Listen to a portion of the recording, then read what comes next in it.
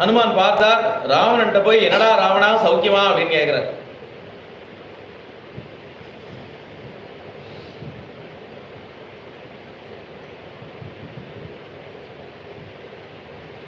என்னோட யுத்தம் பண்ண வா அப்படின்னு ஹனுமான் கூப்பிடுறான். நீ ஒரு பிராகிருத வானரன், உன்னோட போய் நான் யுத்தம் பண்ணுவேனா அப்படின்னா ஒரு குத்து விட்டானா ஹனுமார.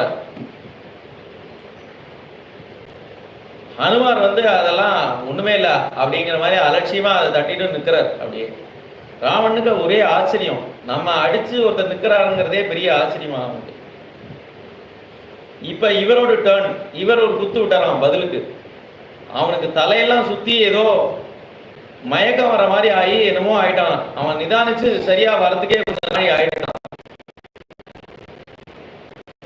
அவனுக்கு இது ரொம்ப வெட்கமா போயிட்டான்.